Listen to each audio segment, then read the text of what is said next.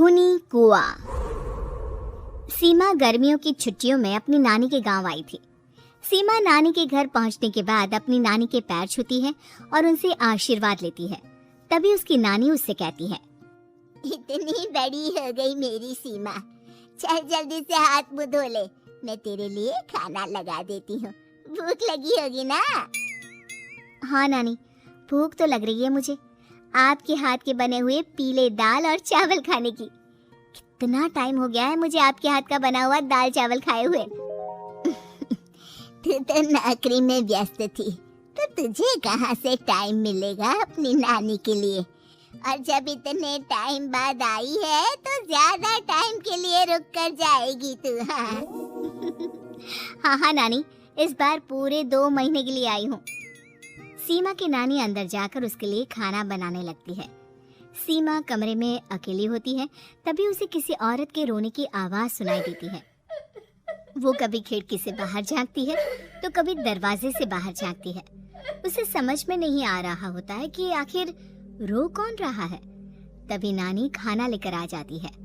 वो अपनी नानी से कहती है, नानी, कोई औरत रो रही है क्या?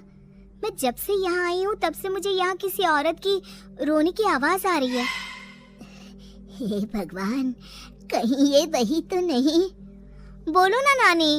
अरे कोई नहीं रो रहा, ये तेरे मन का वहम है। और तू ना अब खाना खा ले, ज्यादा यहाँ वहाँ की बातों में ध्यान मत दिया कर। जल्दी से खाना खा और फिर मेरे साथ आ जा मेरे कमरे में, दोनों बैठकर खूब सारी बातें करेंगे। ऐसे ही अगले दिन सीमा अपनी नानी के साथ गांव के बाजार जा रही होती है। उसी रास्ते में फिर से किसी औरत के रोने की आवाज आती है। वो अपनी नानी से कहती है, अरे नानी, क्या सच में तुम्हें अभी भी किसी औरत के रोने की आवाज नहीं सुनाई दे रही?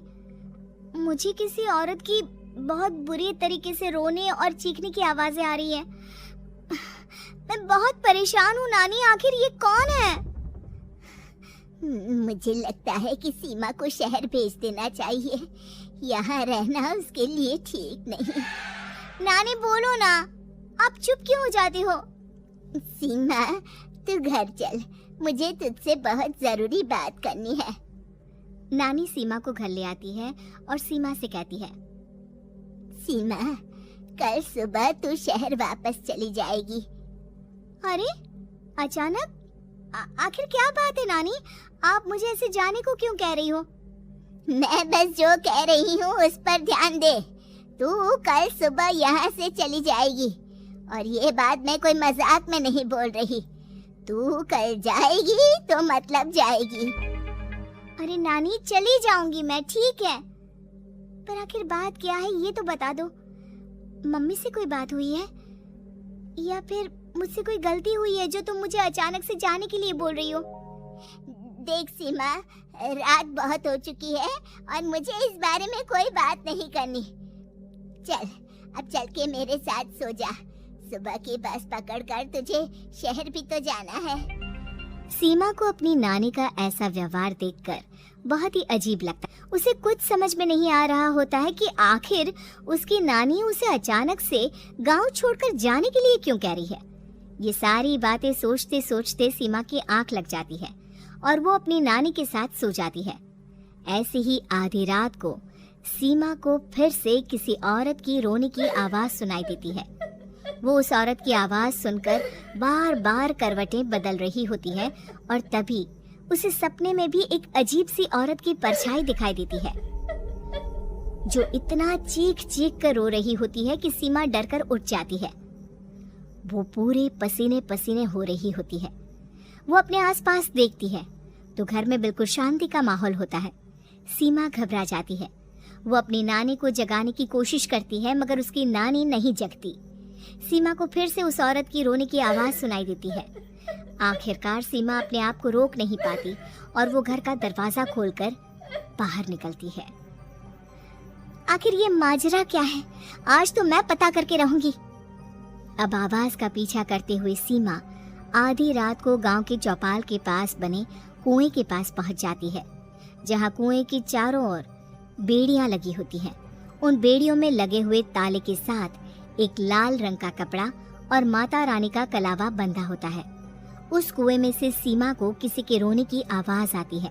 सीमा परेशान हो जाती है। इस कुएं में कौन है? कौन है यहाँ? सुनो, कौन है? कौन रो रहा है?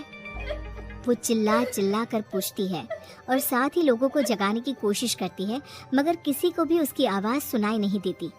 अब सीमा खुद उस कुएं के पास की बेड़ियों और तालों को खोलने की कोशिश करती है और किसी तरह कुछ देर की मशक्कत के बाद सीमा उसको खोल भी देती है। और जैसे ही वो कुआं खोलकर उसके अंदर झांकती है, सीमा उस कुएं में गिर जाती है।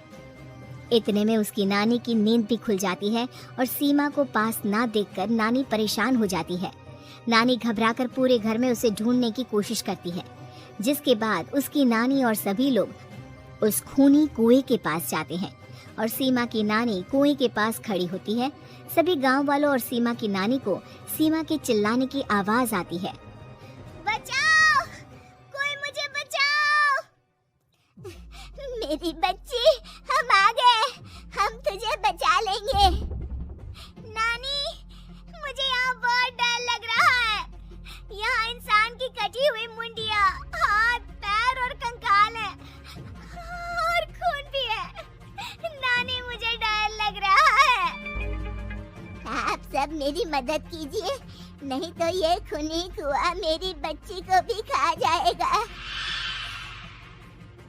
अरे मुझे तो ये समझ में नहीं आ रहा कि आखिर इस खूनी कुएं को खोला किसने। सालों पहले इसको इतनी मुश्किलों के बाद तांत्रिक बाबा ने बंद किया था। अरे पूरा गांव खूनी कुएं के बारे में अच्छे से जानता है, तो कोई भी जानबूझकर तो ऐसा करेगा नहीं। मतलब किसी ने अनजाने में इसे खोल दिया है भैया।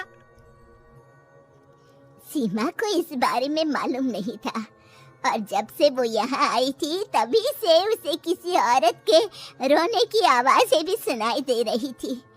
कहीं सीमा ने ही तो उसे नहीं खोला। अगर ऐसा है तो फिर सीमा का बचना बहुत मुश्किल है। वहीं कुएं के अंदर सीमा रोते हुए बैठी होती है कि उसे आवाज सुनाई देती है जो कुएं के बाहर खड़े गांव वालों में से किसी को सुनाई नहीं देता। आज सालों के बाद मुझे ताजा खून मिलेगा। तेरा खून पीकर आज मैं अपनी प्यास बुझाऊंगा।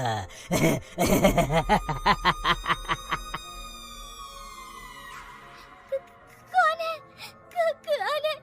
मत मारो प्लीज, मुझे जाने दो प्लीज। मैंने किसी का क्या बिगाड़ा है? वो तुझे मरने के बाद पता चल ही जाएगा। जितने में गांव वाले और सीमा की नानी कुछ सोच पाते, उतने में उन्हें सीमा के चिल्लाने की आवाज आती है और अगले ही पल सब शांत हो जाता है। क्या हुआ? सीमा, मेरी बेटी।